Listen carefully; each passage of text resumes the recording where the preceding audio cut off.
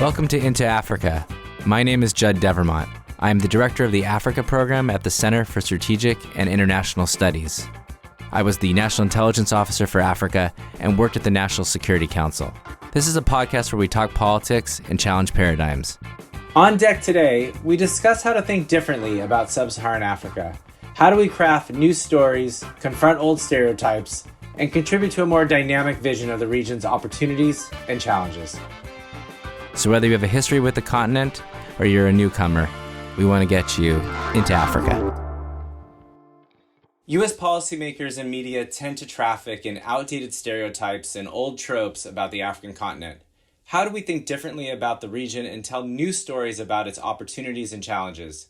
Joining me to discuss new perspectives on the continent are David Pilling, Africa editor of the Financial Times, Patrick Gathara, a journalist, cartoonist, blogger, and author, and Nnedi Okorafor, an award-winning author of Who Fears Death, the Binti novella trilogy, The Book of Phoenix, the Akata books, and Lagoon. This is my final episode as the host of Into Africa. In the past 3 years, we've released 73 episodes and hosted 222 different guests. And yes, I counted. But I saved the best for last, and I've been struck by how unimaginative conversations about Africa tend to be in the circles that I travel in here in Washington, D.C. And so I wanted to talk to three people who I deeply admire, I learn a lot from, and I'm inspired by.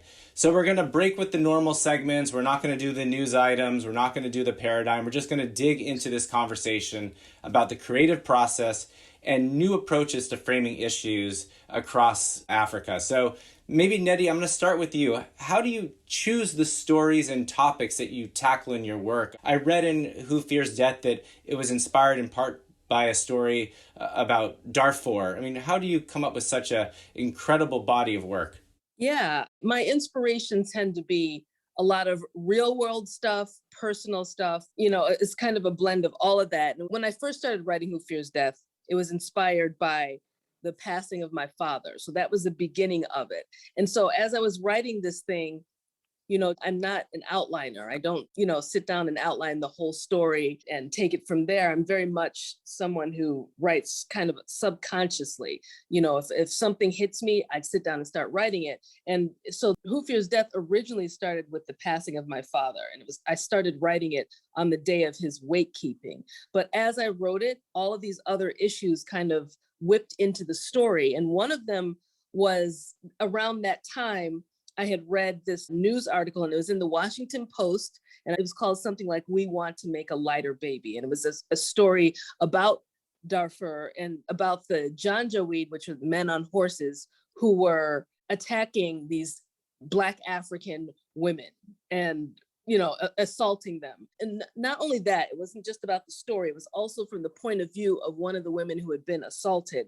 And when I read this story, it was just so clear, the evil of it, the evil of what they were doing, that just, and then also the woman's voice and all of that just kind of went right into the narrative that I was writing. There's something very close with it. And then that kind of blended with this, I started thinking about the Biafran War and genocide and all of that. And so that's really how the narrative of Who Fears Death kind of grew out of the personal and then also what was happening in the world at the same time. And maybe just a follow-up, because when I read your work, particularly sort of the Binti series, I keep reading in Biafra at times, right? I keep reading in sort of the rivalries and tensions between Nigeria's ethnic groups. I mean, is that a wise way to read your work, or should we just not have those touch points? Oh, definitely. I should be read like that because, I'm Igbo. Both my parents are Igbo. And I've grown up hearing the stories about Biafra. Like every Nigerian family has that ghost hovering over them. You hear about it from different angles. For me, being Igbo, I have stories of the way it affected the Igbo people. I've grown up with that. And so like for me, when I write, those things always bubble up. It's not something that I specifically think about where I'm like, okay, I want to write about this specific issue. It's not like that at all. It's very subconscious, but it's always there. So Who Fears Death was definitely touched by those memories of the Biafran War. And for me, even though I'm Nigerian American, I'm also a very curious Nigerian American. So I asked a lot of questions and I wanted to know these stories, because there are always these hints always around me growing up. And so those definitely made it into the narratives that I'm writing. And the same with Binti, just these ideas of negotiating, wartime, all those themes. A lot of that comes from, my own experience with the Biafran War and being a child of all of that. Patrick, what bubbles up for you when you do your work? I mean, I think that some of the columns that you write are incredibly biting. I mean, they're good medicine for those of us who work on Africa here in the West, but also your cartoons too. I mean, how do you think about your work and what drives you towards telling stories differently? I think for me, it's very much about trying to understand what's happening here where I stay in Kenya, in the region, in Africa, and to some extent in the world. And to try and put a lens from where I sit, what does it look like to me? One of the things that has always troubled me is kind of happenings in Africa tend to be presented almost as complete stories, complete in and of themselves, without a history, without a background, without understanding where problems came from, And for me, just trying to get to grips to that history, much of which is completely hidden and is very difficult to actually get to be honest, is one thing that kind of drives me. And I think that history goes a really long way in explaining why the continent is as it is, with all its good and all its bad. And I think for many people who try and engage with it, they think of it as mysterious because they see it as sort of fully formed without seeing the history that led to it, without understanding how it came to be that way. So for me, that I think is, for the most part, is what drives me to write about it, to try and bring some little bit of understanding of, where the continent is, where it came from, and hopefully where it's going. To your cartoons, I mean, is there a different series of stories or topics that you think are better tackled in that art form versus writing, or is everything fair game? I think from a cartoonist point of view, pretty much everything is fair game. And I think that there are certain things you can say much more succinctly in a cartoon than you ever could in words. It would take whatever tomes to explain a particular point that you can really illustrate quite quickly in a cartoon. And I think that it's, for me, when I write, I try to couple it with cartoons as well. So for example, when I write for Al Jazeera, I'll be doing a cartoon for them to accompany the article. And I try to think of the cartoon not just as illustrating the point I'm making in the article, but sort of complementing it, trying to explain something that is not exactly articulated completely in the piece. Okay, let me turn to David, because I think you and I, David, are in the same boat, right? We're outsiders trying to understand and help tell stories about Africa. So, what does that mean for you as you think about what's in your columns, or particularly, you just did recently a very good FT lunch with Mulatu, the Ethiopian jazz artist. How do you think about that sort of story selection and how to convey nuance to your audience? Well, with difficulty, I suppose, is the answer. I have to be humble. I have to make sure that different voices come through the stories that I try to write. There's a great variety, and I'm fortunate. I mean, that journalism has its limitations for sure, but there is a great variety of kinds of pieces that I'm able to write, that our Africa team is able to write at the FT. So from, opinion pieces to long interviews to, what you might call spot news, to analysis, to big long pieces. Some of what we write is very much triggered by the news. News today that the US is imposing fresh sanctions on Ethiopia and various actors in Ethiopia, a coup in Guinea, a terror attack in the Sahel, or with a business paper, a company, floating on the stock market whose primary business is in Africa. But there's also, as I said, there's a kind of a random element, especially in the think pieces, which may be triggered by where I am, who I've spoken to. Smart people like your other two guests today might trigger ideas. I might be writing about why Abiy Ahmed, who won the Nobel Peace Prize, then has gone to war, what that means, why Rwanda imposed a ban on secondhand clothes and why that angered the US, Nigeria's Twitter ban, why a Ugandan environmental activist who went to Davos and was in a photograph with Greta Thunberg was then cut out of that photograph, and what that said about how seriously Africa is taken in terms of big debates like the climate debate. So, I think there's a lot going on. I don't necessarily claim that there's rhyme or reason. Of course, we try to cover the kind of the waterfront, but some things just kind of, you use this phrase, bubble up. So we cover state capture in South Africa, but we also try to cover, an interview with Wole Soyinka or the performance of the Africa CDC during the pandemic, science in Africa, Nollywood, industrial policy. So I'm writing a piece about car production in Morocco, which is actually normally outside my patch, but also I've written about the obstacles of making chocolate in Ghana or in Madagascar, for example, rather than selling raw cocoa beans. So it's very, very mixed. I think if I had a sort of a unifying sort of raison d'etre, I guess it is to try to subvert stereotypes, to deal in nuance, to try to avoid cliche. And I try to do that, successfully or not. I mean, one of the challenges is that all of us are talking to different audiences, right? When I write at CSIS or do podcasts like this one, I know that there's going to be some Africa policy wonks.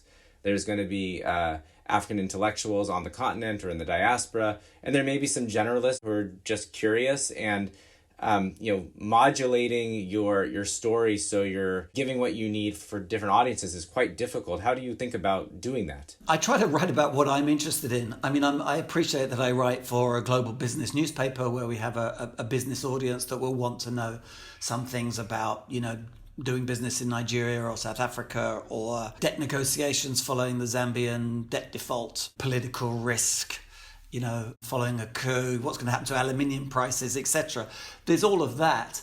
But, I also love Mulato Astake and thought that he'd make a very interesting interviewee when I happened to be in Addis. So sat down and did a long piece with him. We write about young African entrepreneurs. We write about African unicorns, the billion-dollar companies rather than the single-horned animals, of course I'm talking about. I think, if you're doing business in Africa, but if you're thinking about different African countries, if you're visiting, if you're just a member of the human race who wants to be a little more informed, then I think anything written with kind of integrity, with multiple voices, with as much care as possible taken to getting facts straight, with, as Patrick says, as much as one can in a journalistic format, trying to incorporate the history, why things are the way they are. That doesn't necessarily always have to be just a blame game or a finger-pointing game. It can be something to do, an explanation game, let's say. So, there are multiple audiences and multiple interests, and you try to pursue those as best you can. I don't know if I'll ever get this right, but I like your point, David, about just being authentic to your interest, and that's probably the best way to talk to lots of different audiences. But Nnedi, I think about like the scope of your work, writing young adult fiction, some of the other novels that are not, necessarily for adolescents, but the comic books that you've written, the Black Panther series, and now a lot of your work is being translated, into feature series on some of the streaming services. That's a lot of different people that you're trying to tell this story to. Is there a particular way that you think about your different audiences? So yeah, I write for adults, I write for children, I write for young adults, I write comics, I'm doing screenplays. So I'm in many different types of mediums, many different types of, many different audiences, many different mediums, all of that. But I don't really worry too much about that. When it comes to place, when I'm writing about parts of the continent, I'd like to be really specific So if I'm writing about someplace, I don't say that I'm writing about like this story is set in Africa. I'm always very, very specific. I'm specific about the city. I'm specific about the village. That's really important to me, because like there's nuance in that. First of all, like this idea that Africa is a country is very pervasive, where it's like where every part of it's the same. It's where in reality, you go down the street, you just go a few miles down the street and there's something else happening. There's a different dialect being spoken, and that's within a country, and we're within a town. So I'm very aware of that. So the way that I tell the story, it's not just about explaining everything. At the same time, it's also about choosing not to explain some things, and that's part of it too. And that's part of telling the story, but also making sure the story is understood in the proper perspective. So like one of my, when I first started writing these stories, what inspired me to do that was I wanted to see these stories from the point of view of within. And and it's not just, okay, the character is from this specific area, but it's more complex than that. It's really hard to explain this idea of how do you tell a story from this inside perspective? What does that mean? And what does that mean to the audience that you're telling the story to? There are a lot of things in the way that it's done. So it's not just in explaining, it's also in what I don't say, what I choose not to explain, those things that I feel that the reader needs to understand and learn to understand. That's also part of the story, part of telling the story. So, I mean, it sounds kind of contradictory in that in one way, I'm telling the story in this specific way because I understand the audiences that are taking in the story are not familiar with the type of story, with the culture, with the place that I'm setting the story in. But at the same time, I don't really think too hard about it. Like I tell the story and I'm not caught up in explaining every aspect. So because I'm worried that the reader is not going to understand, I think just like a lot of these considerations are actually part of telling the story, if that makes sense. No, actually, it's really revelatory because I think the pieces and the work that I've done that I've been most underwhelmed by my own work is the ones where I've decided to explain something that I probably shouldn't have, because usually that quick reaction piece, that explanatory piece, I end up grabbing tropes and shorthands that I'm not truly invested in, but the demand for explanation, I don't know, sometimes forces me into it. So I not only do I agree with you, I need to do more of that. And Patrick, maybe you're already doing that, but the big fundamental thing for this episode for me is like, how do you challenge yourself to think differently, to inject new themes? It's one of the goals, has always been my goal in my own work, and to whether if it's a good news story to make sure that there's some nuance in there and make sure that I'm doing it in a fulsome way. If it's a bad news story, to add more perspective. But more than any of those things, try to find the story that I don't see people talking about. I think you do that really well. And how do you kind of keep going after all of these years and continue to have the impact that you do? Well, I mean, I think there are many stories to tell. I mean, many more than, one could exhaust in a lifetime. There's always something new. But there's always, I have found, threads that tie all these stories together so that you can find common themes in almost like everyday happenings. I mean, there's once I wrote a story about sort of the class structure in Kenya, looking at it through just how people cross the roads, or how they use the roads, who are the people who are privileged on the roads and how masses are pushed off it and they can only get on when they get together in a bunch, and force their way across. And I think it was a really great metaphor for how Kenyan politics works, how Kenyan society seems to work, and I think if one is just keeps curious and keep looking at what's happening in front of your eyes and not just to discard it or to discount it, I think one can learn quite a lot of lessons about that, and also kind of trigger some thoughts about where does this behavior come from. And rather than just dismiss it, that's just Kenyans being Kenyans or Africans being Africans. If you actually drill into it, you actually find some really interesting historical tidbits, just small things that can help you make sense of the bigger picture. But I also wanted to say something about the whole audience thing, because I think it relates also a lot to the spaces that audiences put you in, and editors as well, in my case. Because I find when I write, I've got an idea of, is this going to basically a local publication where they can understand them? I don't have to go into the minutiae of explaining things, or is it going to an international publication where there's a likelihood that a large number of people who see it might not know the intricacies of Kenyan politics, for example? That is something I'm dealing with. So I will sort of try and structure. I won't change so much the meat of what I'm writing about, but I will include some detail that I might not include in others. But the more disturbing thing I find is this idea that because you are from Kenya, from Nairobi, you should write about things that happen in Kenya or in East Africa or in Africa, basically. I've been told this by a bunch of editors, that that's what people are interested in, is what's happening there. As if you cannot be an African person here who's interested in the US election, who wants to give a perspective on what's happening with Brexit.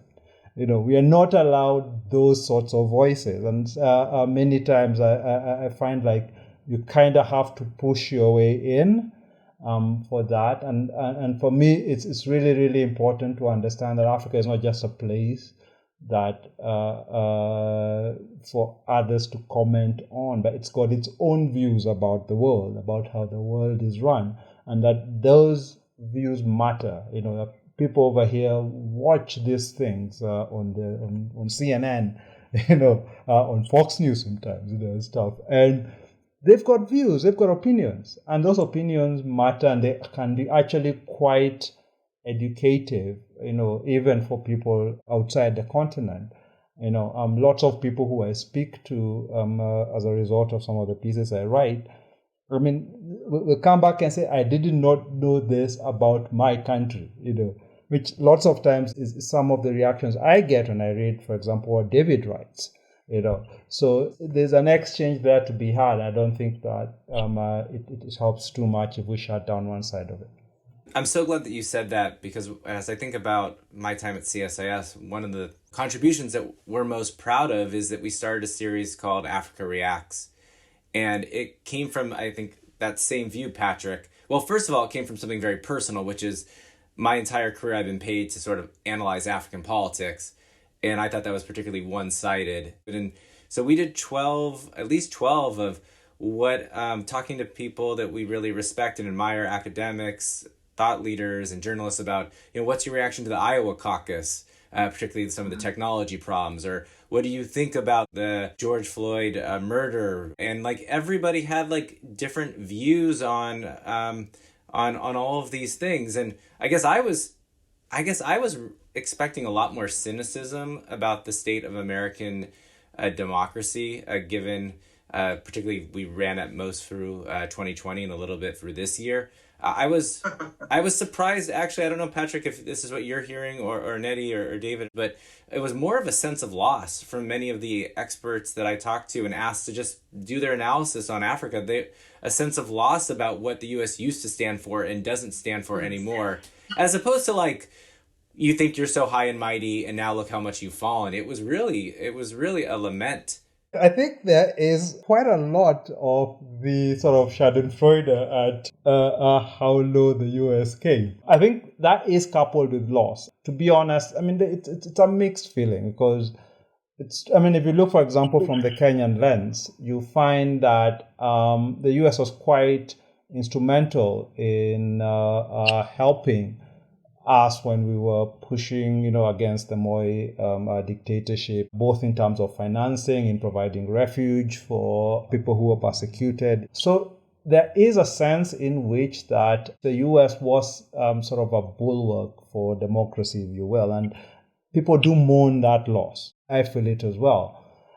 But there's also the other side of it, which is not so much spoken about, which was the misbehavior of the US across the world, and just how that, coupled with its rhetoric about democracy and rights, makes it look quite hypocritical.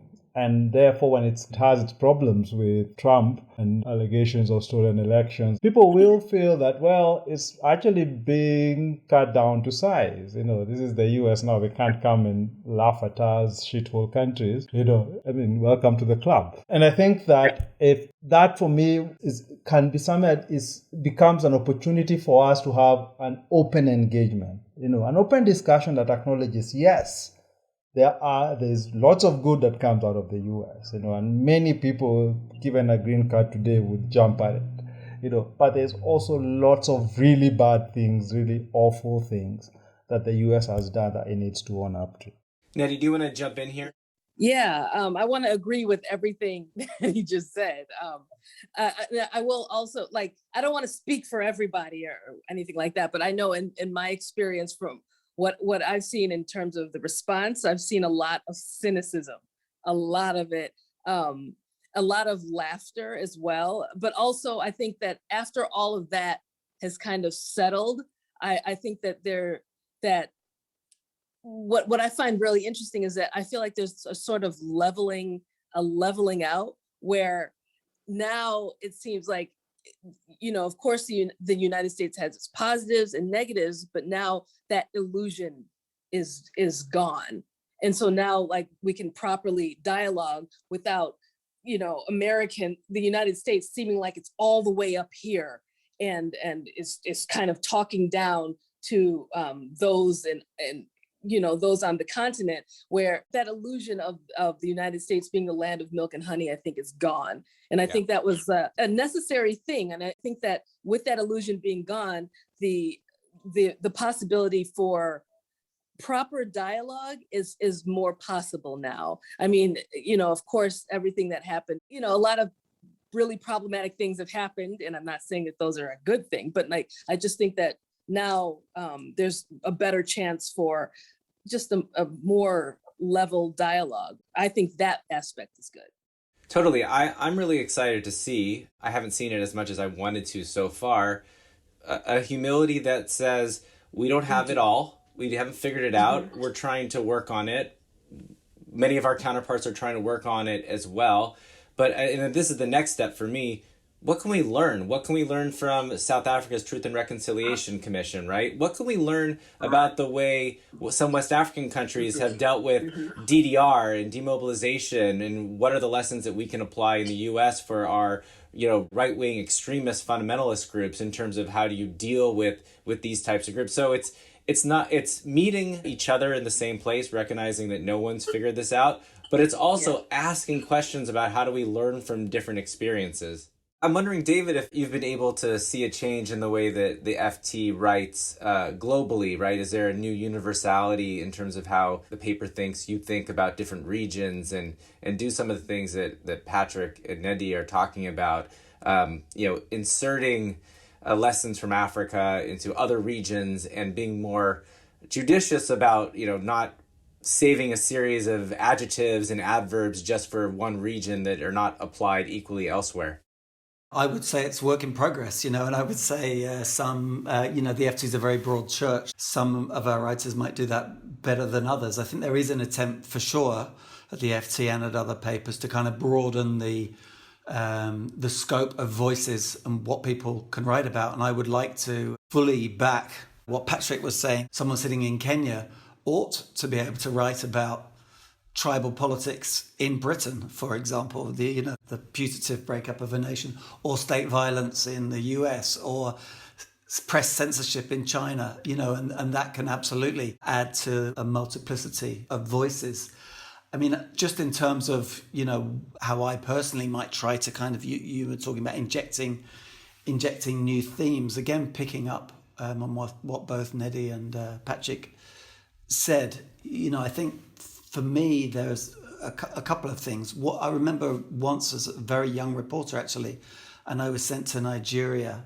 I didn't really know what the hell I was doing. It was just for a couple of weeks.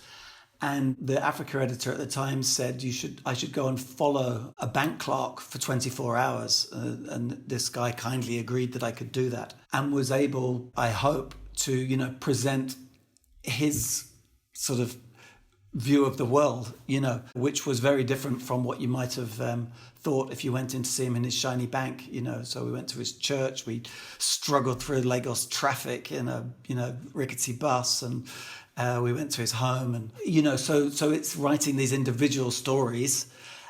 Then I think there's also the broader frameworks that can be useful as long as they're not rigid. So, for example, I spent 15 years in Asia, partly in Japan, and then partly as the Asia editor of the FT. And I think I've definitely brought a sort of an Asian prism to how I look at some of stories in Africa. And though the word Asia may never appear when I'm writing about Liberia or when I'm writing about Côte d'Ivoire or whatever it might be, or a company or a person, that might always be in the back of my mind, the kind of the Asian experience. And after all, there are some Asian countries that went from being, relatively poor to becoming pretty rich. I'm thinking of, say, South Korea, and just kind of looking at the how those countries got from A to B, and what the stages were and how that can, might be applied. So there's there's these different frameworks, and then there are these individual stories. And I think somehow one has to meld, or at least present a kind of a mixture of all of these things so that you get a multiplicity of view. When I was in government at one point, I really thought that I should work India for a little bit, or Indonesia, or countries in the global north, so I could be a better African analyst, right? That spending my entire career just working on 49 countries in this region was actually to the discredit of the countries that I was following in my analysis. But I think we're going to do like a lightning round here, because I want to just kind of go through with the three of you. If there's any persistent stereotypes or factoids, they can be, bullish, or they could be reductive, that you have been trying to debunk or discredit. I'll just share mine, which is a bullish one, but it frustrates me to no end, is that when a U.S. policymaker wants to talk about sort of Africa rising, they will always say something like 6 out of 10 of the fastest growing economies are in Africa. And it drives me crazy, because oftentimes in different versions of this, it's like Sierra Leone and Niger that are going from a very small base and doing some, very minimal growth. But it also, I think, doesn't do much in terms of helping an investor think about opportunities. It feels like a throwaway and doesn't allow you to get really deep in terms of talking about some of the really exciting economic opportunities, but some of the challenges as well. So that's mine. Nnedi, do you have one or two that just get under your skin? I think, one that I've already kind of mentioned is that whole idea of Africa being a country. It just drives me batty, because it's just, it's so wrong. Like, it's a continent, of course, but it's such a huge, vast, diverse continent with so many different cultures and so much going on and so much to offer the world. So there's that. The second, I guess, would be, I'm a science fiction writer. And one of the reasons why I started writing science fiction in the first place was because I wanted to see African futures. I wanted to see what different parts of Africa looked like in the future. And like, one stereotype that I see is kind of this unspoken assumption that Africa will not be leading the future, or won't even be in the future. It is not part of the narrative. It is a part of the world that will hang on to the trajectory. Like, it hangs on, it would never lead the way.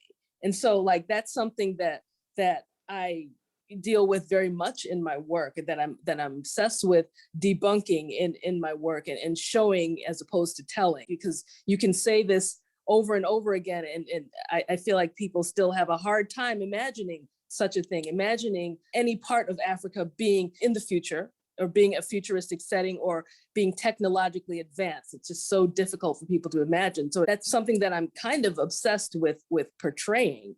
Those are great, and that's one of the things that I really get out of your work. David, what's a couple of stereotypes, factoids, frames that you're trying to rid the world of?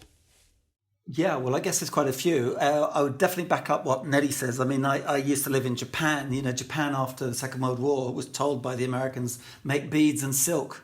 That's what you're good at. And they said, no, we prefer to make, cars and computers. Thanks very much.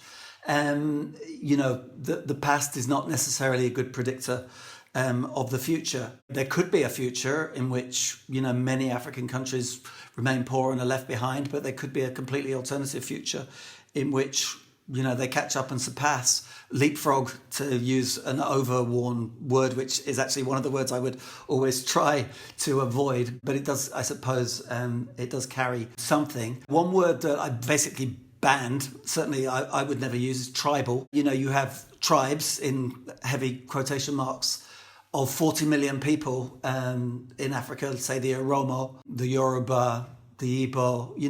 You don't ever call Iceland, with its 600,000 people, a tribe. So the word seems just totally ridiculous and redundant to me. I'm always worried about explanations that rely on ethnicity. They may be true sometimes, but I think people fall back on those far too easily. The idea of science, I'm very big on. I have interviewed African scientists, scientists from Cameroon, from Nigeria, from Zambia, who are working on genomic projects, trials of drugs which have been developed pretty much wholly, on the continent. So that's something else that I think is, useful to try to subvert this. I'm very interested in the vaccine story and the making of vaccines on the continent, something which can be very easily done. It just needs willpower, really, and I think now will be done. So these are the kind of things. I could go on, but those are some of them.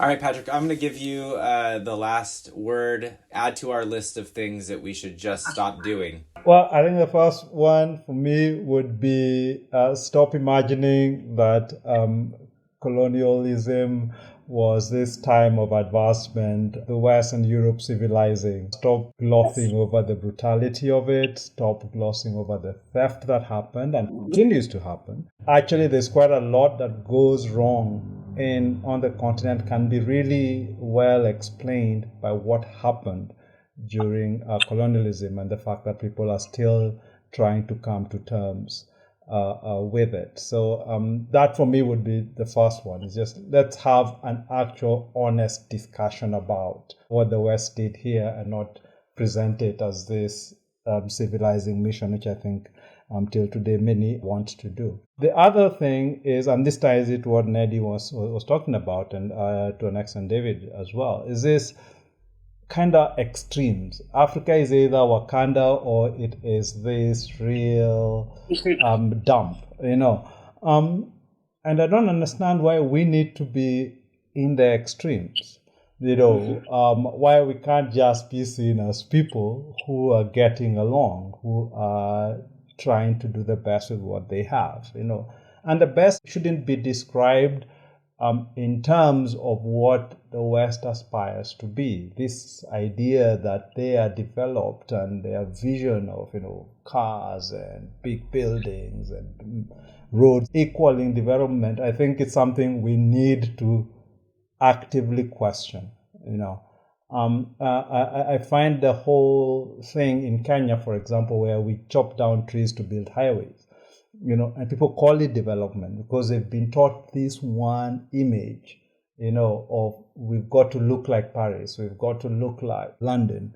If you look at, for example, even Wakanda, the way it is presented, it's basically a white man's fantasy. And I would want us down here to think about it more, to query, what is it that makes us underdeveloped and what would we consider to be developed? I find basic social services, etc., much more important than some of the visions that our presidents over here tried to lobby on us. I mean, Kenya has just built a railway next to another one, parallel to another railway, and called it development. So there are huge problems with the ideas of development, Mandela, etc., that I would want to be questioned. Yeah, I think that would be the top 2 or 3 on my list, but there's obviously many more. Well, I think that's a great way to end the podcast. I want to thank my three guests for joining me today. And I want to say that, when I came to CSIS, doing this podcast was the number one thing that I wanted to do, excited about doing. It's really been the heart and soul of this program for the past 3 years. I look forward to every 2 weeks recording these episodes and then sharing them. So I want to thank our audience for listening. I want to thank, all of our various producers over the past 3 years. And to all of our guests. I hope Into Africa will continue after I leave, but it's been a wild ride, and thank you so much.